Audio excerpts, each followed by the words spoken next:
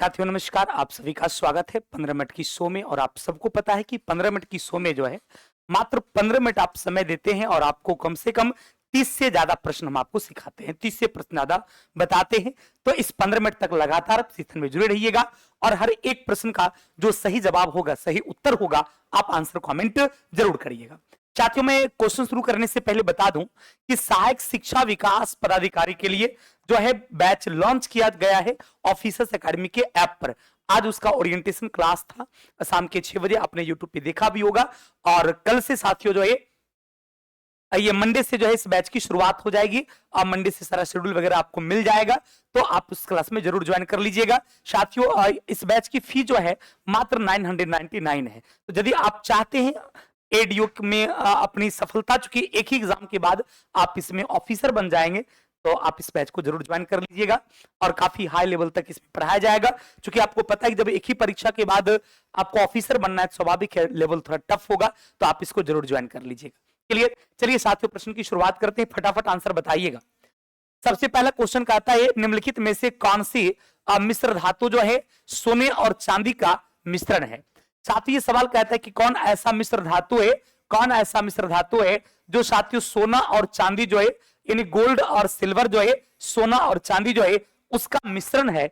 इसके बारे में साथियों सवाल आपसे पूछा है, तो साथियों जरूर बताइएगा आप क्या आपका आंसर सोल्डर होगा। नहीं, क्योंकि आप पता है सोल्डर जो है ये टीन और सीसा का मिश्र धातु होता है।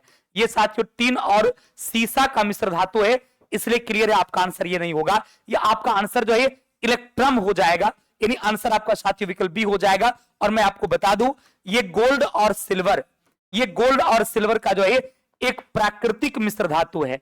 ये गोल्ड और सिल्वर का जो है एक प्राकृतिक मिश्र धातु है जिसे हम लोग इलेक्ट्रम के नाम से जानते हैं। इस बात को साथियों बिल्कुल दिमाग में रखिएगा। चलिए तो बाबू आपका आंसर जो है आपका विकल्प बी होता है। क्लियर? इसी तरीके से एक एक प्रश्न को देखते हुए सीखते हुए साथियों आगे बढ़िएगा, क्योंकि मात्र 15 मिनट में आपको 15 से ज्यादा क्वेश्चन बताना है, इसलिए लगातार इस सेशन में आप लोग जुड़े रहिएगा। फिर साथियों मैं आपको बता दूं ये आपका कॉन्स्टेंटन और ये ड्यूरामिलिन जो है, कॉन्स्टेंटन जो है इसमें आपका कॉपर भी रहता है और टिन मिला हुआ रहता है। इस तरीके से आपका आंसर विकल्प बी हो गया। अगला है कि जब किसी वस्तु पर धनात्मक आवेश होता है तो इसका क्या अर्थ होता है। जब किसी वस्तु पर धनात्मक आवेश होता है इसका मतलब है कि वो इलेक्ट्रॉन का त्याग किया है। जब कोई तत्व इलेक्ट्रॉन का त्याग करता है तो उस पर पॉजिटिव चार्ज लिखाता है। जैसे सोडियम है, सोडियम जब एक इलेक्ट्रॉन का त्याग करता है तो सोडियम पर 1+ लिखाता है। इसका मतलब है कि सोडियम जब एक इलेक्ट्रॉन का त्याग किया है तो उसमें इलेक्ट्रॉन की संख्या कम हो गया है और एक प्लस चार्ज बताता है कि वह एक इलेक्ट्रॉन को त्यागा है और उसमें प्रोटॉन की संख्या जितना पहले था उतना ही होगा। जैसे मान लिया जाए आप Na+ की बात करते हैं तो सोडियम का परमाणु संख्या 11 होता है, तो इसमें प्रोटॉन की संख्या तो 11 ही होगा, लेकिन इलेक्ट्रॉन की संख्या 11 - 1 कितना हो जाएगा, 10 हो जाएगा। तो इलेक्ट्रॉन की संख्या 10 हो गया और प्रोटॉन की संख्या 11 रहा। इसका मतलब है कि यदि कोई धनात्मक है तो उसमें इलेक्ट्रॉन की संख्या कम होगा और प्रोटॉन की संख्या ज्यादा होगा। अब देखिए आपका विकल्प क्या कहता है भाई कि इसमें प्रोटॉन की तुलना में इलेक्ट्रॉन अधिक होगा।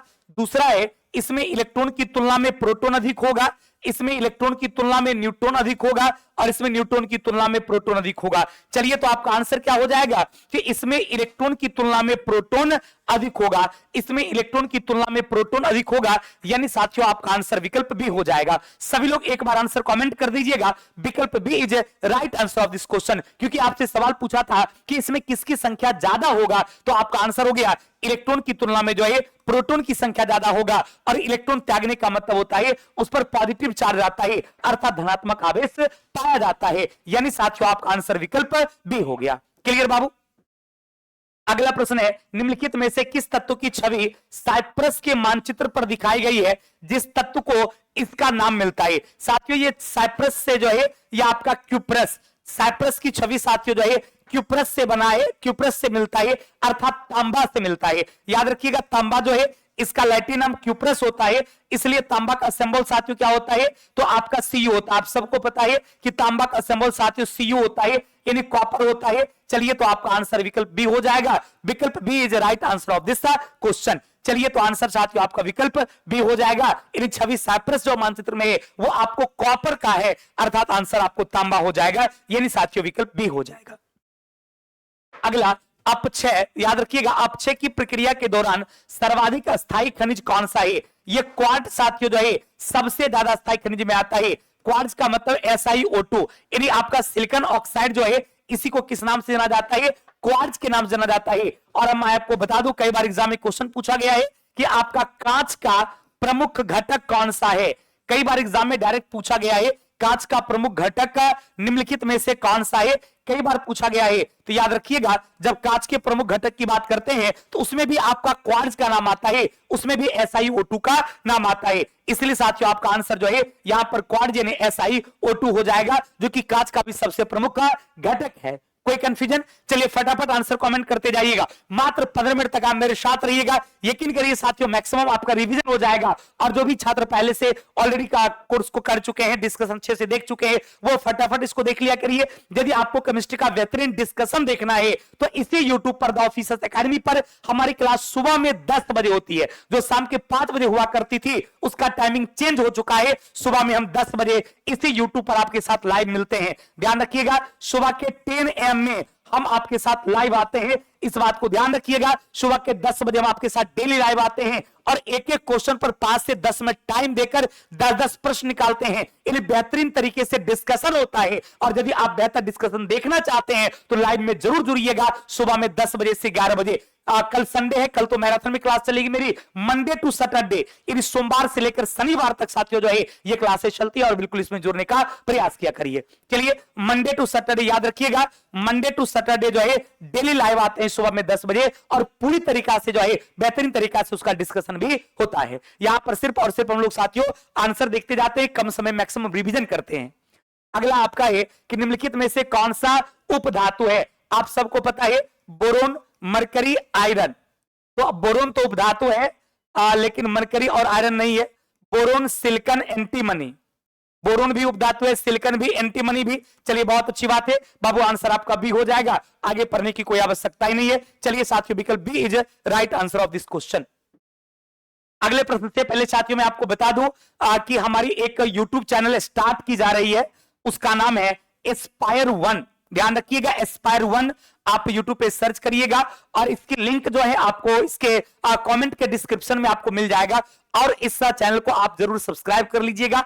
आप अपने दोस्तों को भी इसके बारे में बताइएगा। इसमें एसएससी की परीक्षा के लिए, चाहे आप एसएससी सीजीएल की बात करते हैं, सीपीओ की बात करते हैं, सीएचएसएल की बात करते हैं, एमटीएस, एसएसजीडी, बीआरएसएससी, मतलब स्टाफ सिलेक्शन कमीशन की यदि आपका भाई, आपके बान, आपके दोस्त या आप स्वयं तैयारी करते हैं तो साथियों आपके लिए ये चैनल्स जो है लॉन्च किया जा रहा है ऑफिसर एकेडमी के द्वारा बहुत जल्द। तब तक आप लोग इसको सब्सक्राइब कर लीजिएगा। इसका लिंक आपको जो है कमेंट बॉक्स में मिल जाएगा। ये शशि शरण सर की जो है साथियों देख रहे हैं इन्हीं के नेतृत्व में इसमें तमाम शिक्षा, जैसे मैथ्स में प्रवीण सर है, रीजनिंग में आपको अभिमन्यु सर है, इंग्लिश में संतोष सर है, साइंस में मैं स्वयं हूं और जीके जीएस में आपको आनंद सर मिलेंगे। ये तमाम शिक्षक इसमें आपको पढ़ाएंगे एसएससी वाले बच्चों को। और मात्र 6 से 8 महीना में समझिए एसएससी में 100% उसकी सफलता होगी। बेसिकली उसी के लिए साथियों जो है एसएससी के लिए ही फोकस करके जो है एकदम ओरिएंटेड बैच उसका होगा, जो कि सिर्फ और सिर्फ एसएससी में 6 से 8 महीने के बाद उसका रिजल्ट 100% होगा। बिहार की धरती से होगा, ऑनलाइन में भी ऑफलाइन में भी साथियों। तो ध्यान रखिएगा उसका नाम है एस्पायर 1। क्लियर बाबू? चलिए अगला, निम्नलिखित में से किस समूह में तत्वों को कैल्कोजन के नाम से जाना जाता है? तो ध्यान रखिएगा ये समूह 16 जो है, ये समूह 16 जो है इसे कैल्कोजेन के नाम से जाना जाता है। यानी साथियों आपका आंसर क्या हो जाएगा? विकल्प बी हो जाएगा। याद रखिएगा ग्रुप 16 को। यदि समूह 18 की बात करेंगे तो समूह 18 को सबको पता है, इसको अक्रिय गैस के नाम से जाना जाता है। और 2 की बात करेंगे तो इसको अल्कली अर्थ मेटल, यानी इसे साथियों जो है क्षारीय मृदा धातु के नाम से जाना जाता है। इसे अल्कली अर्थ मेटल कहा जाता है। चलिए तो आंसर आपका विकल्प बी हो जाएगा। अगला आपका है किसी अम्ल और किस क्षार के बीच होने वाली अभिक्रिया क्या कहलाता है? एसिड और बेस के बीच अभिक्रिया जब होता है तो ये दोनों मिलकर क्या करता है? लवण व जल का निर्माण करता है, अतः उदासीन पदार्थ का निर्माण करता है। इसलिए याद रखिएगा ये जो रासायनिक अभिक्रिया है इसे उदासीनीकरण अभिक्रिया के नाम से जाना जाता है। इसको न्यूट्रलाइजेशन रिएक्शन कहा जाता है। ऑक्सीकरण में आपको पता है ऑक्सीकरण की अभिक्रिया में क्या होता है? तो ऑक्सीजन का जो है साथियों संयोग होता है, ऑक्सीजन का संयोग होता है, और हाइड्रोजन का क्या होता है? तो हाइड्रोजन का वियोग होता है। इस बात को ध्यान रखिएगा। संघनन की प्रक्रिया में क्या होता है कि कोई पदार्थ गैस से डायरेक्ट लिक्विड में कन्वर्ट हो जाता है तो उसको हम लोग संघनन बोलते हैं। क्लियर? अगला, कार्बनिक यौगिक का वह वर्ग जिसमें दो अल्कली समूह के बीच एक ऑक्सीजन मौजूद रहता है। दो अल्कली के बीच में ऑक्सीजन मौजूद रहता है तो इसको जानते क्या कहा जाता है?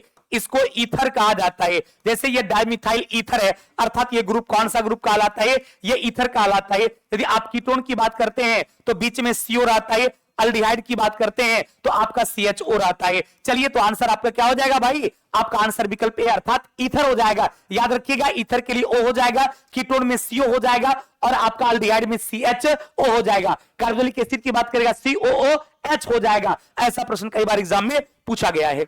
अगला वह कौन सी विधि है जिसका उपयोग कार्बनिक यौगिकों को शुद्ध करने में नहीं किया जाता है? नहीं के बारे में ध्यान रखिएगा। कार्बनिक यौगिक शुद्ध करने में आसवन का प्रयोग, क्रिस्टलाइजेशन पर निस्पंदन, ये सब का प्रयोग किया जाता नहीं पूछा था, इसलिए आपका आंसर अवसादन हो जाएगा। यानी साथियों आपका आंसर विकल्प ए हो जाएगा। अवसादन का प्रयोग नहीं किया जाता है, यानी आंसर साथियों विकल्प बी हो जाएगा। अगला, निम्नलिखित में से कौन सा क्षार चूने के पानी में पाया जाता है? चूने के पानी में जो क्षारीय पदार्थ पाया जाता है उसको साथियों जो है कैल्शियम हाइड्रोक्साइड के नाम से, CaOH के नाम से जाना जाता है। कैल्शियम हाइड्रोक्साइड जो साथियों आपका विकल्प ए में है। चलिए तो आंसर आपका कैल्शियम हाइड्रोक्साइड CaOH हो जाएगा, यानी ए हो जाएगा। अगला, पहली बार एसिटिक अम्ल का संश्लेषण किसने किया था? साथियों कॉल्बे ने किया था। किसने किया था? पहली बार एसिटिक एसिड का संश्लेषण कॉल्बे ने किया था। और एसिटिक एसिड जानते किसमें पाया जाता है? ये साथियों आपको सिरका में पाया जाता है। यानी सिरका में पाया जाने वाला जो अम्ल है उस अम्ल को ही एसिटिक अम्ल के नाम से जानते हैं। अगला, ट्राइब्रोमोएथेन किस ब्रोमिनेटेड कार्बनिक विलायक का एक पर्याय है? तो ये साथियों ब्रोमोफॉर्म का है। ये किसका भाई? ब्रोमोएथेन जो है, ट्राइब्रोमोएथेन जो है ये आपको ब्रोमोफॉर्म का है, यानी आपका आंसर साथियों विकल्प सी हो जाएगा। अगला, आणविक सूत्र C2H वाला निम्नलिखित में से कौन सा यौगिक एसिटिलीन के हाइड्राइड से प्राप्त होता है? तो ये आपका ये इथिनाइल जो होता है इसी इथिनाइल के का प्राप्त होता है। यानी यौगिक एसिटिलीन के हाइड्राइड से जो है आपको इथिनाइल प्राप्त होता है, यानी आपका आंसर विकल्प ए हो जाएगा। अगला, निम्नलिखित में से किस समूह को पहले पैराफिन नाम दिया गया था? याद रखिएगा अल्केन्स ग्रुप जो है, अल्केन्स ग्रुप को ही पहले जो है पैराफिन के नाम से जाना जाता था। किस ग्रुप को साथियों? आपका अल्केन ग्रुप जो होता है ये अल्केन ग्रुप आपका जो है अल्केन ग्रुप को ही पहले पैराफिन कहा जाता है, जिसका समान सूत्र CnH2n+2 होता है। ये अल्केन ग्रुप को ही पहले साथियों जो है पैराफिन के नाम से जाना जाता था, यानी आंसर आपका विकल्प बी हो जाएगा। निम्नलिखित में से कौन सा तत्व एक्टिनाइड श्रेणी का सदस्य है? थोरियम, यूरेनियम, प्लूटोनियम, ये सब तो भाई एक्टिनाइड का ही है। चलिए तो आंसर आपका विकल्प डी हो जाएगा, इनमें से सभी हो जाएगा। चलिए तो आप साथियों देखा मात्र 15 मिनट की मैंने आपसे समय लिया और 15 मिनट में आपने 15 से भी ज्यादा मतलब लगभग 25 से 30 क्वेश्चन को आपने देखा। इसी तरीके से लगातार डेली मेरे से जुड़े रहिएगा। और हम अंतिम तौर पर बता दूं AEDO की भी बैच ऑफलाइन में स्टार्ट हो रही है। 8 तारीख से साथियों ऑफलाइन कक्षा स्टार्ट हो रही है। यदि आप पटना में तो ऑफलाइन सेंटर पे आकर पता करिए और इस बैच को ज्वाइन करिएगा। काफी हाई लेवल तक साथ इस बैच में आपको पढ़ाया जाएगा, क्योंकि एक ही परीक्षा पास करने के बाद आप बनेंगे अधिकारी, इसलिए ज्वाइन करिए ऑफिसर्स एकेडमी। धन्यवाद।